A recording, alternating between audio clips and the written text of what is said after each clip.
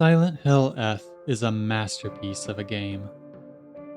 It's a work of art that I can't recommend enough to someone wanting a truly unique horror experience. But I don't think it's fun. Let me explain. Now, for some context about me, I've played horror games all my life. A good slow paced horror game like the older style Resident Evil games or the original Silent Hill trilogy is a wonderful time for me. With my taste in horror out there, I can't say I really had a bad time with Silent Hill F. Honestly, the first half of the game is peak Silent Hill. Maybe the puzzles are a little obtuse and confusing, but I genuinely enjoyed my time, and if the entire game was like this, I would have nothing but positive things to say about it. Especially with how good the story is. Gosh, I really loved the story. But then an event happens and changes the game a lot, like really drastically. I'm gonna stay vague to not spoil anything, because as mentioned, the game's story is phenomenal, and you should really see it yourself. But you'll know the change when you see it. From this event on, the game transforms in a pretty heavy way. It goes from an exploration-focused horror game with some combat to just constant combat and nothing else. And my enjoyment really took a nosedive. I went from having fun to just feeling stressed, frustrated, and honestly a little annoyed. The game had become really punishing at this point. But the thing about this is, it feels intentional. It feels like, with the themes that the game is presenting, it wants the player to feel stressed and irritated and frantic as the game reaches its climax. And it does that really well, that I honestly don't know how to feel about it. Silent Hill F is a game that puts the art and story it's trying to tell above actually being a thoroughly fun experience. That much is obvious to me. Though, as with any art and personal interpretation, I could be entirely off base. That's always possible. But when I beat the game for the first time, I truly didn't know how to feel. I was saying things like this. I think this game is very artistic. It's just art. Like it's a masterpiece in its own way. But that doesn't necessarily mean it's fun. Like, I had a lot of fun in the first half of the game. And then in the second half, with all the enemy spam and weird decisions to me, the fun just went right out the window. But again, I don't hate it.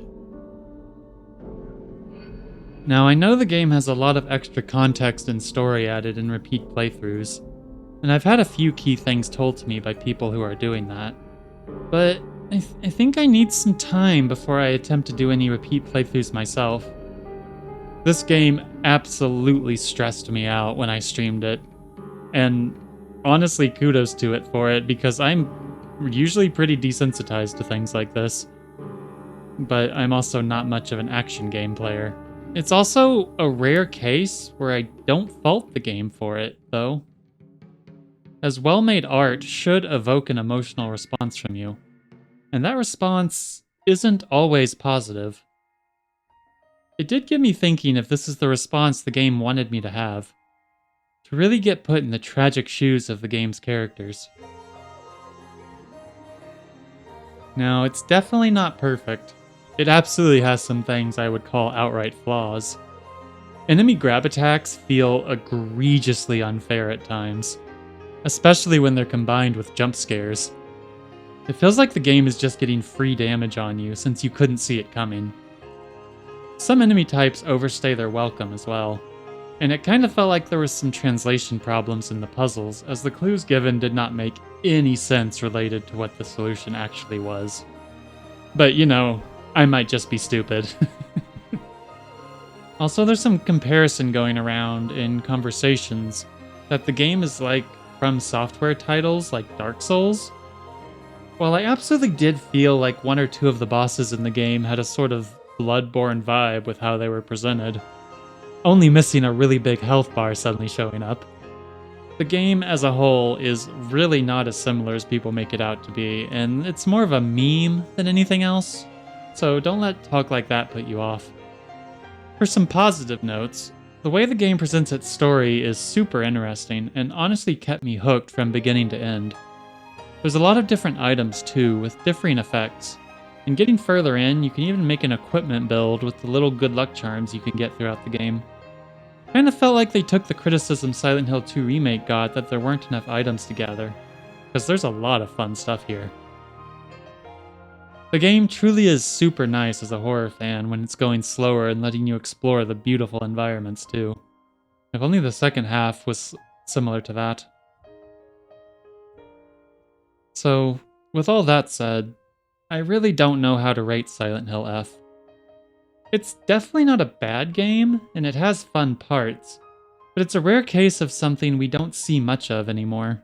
It's an intense experience that puts its art and story above actually being fun throughout. And if you're someone who can appreciate games as an art form, I do recommend you pick it up when you can and give it a try. What do you think of the game though? Let me know in the comments and let's talk about it. This is a bit of a shorter video on this topic, but I really didn't want to spoil too much while still getting my thoughts out there. And be sure to smack that like and subscribe button or follow me on Twitch if you like what you see here. And please watch another video if you can. Also, this game has foxes and I love them. Okay, bye!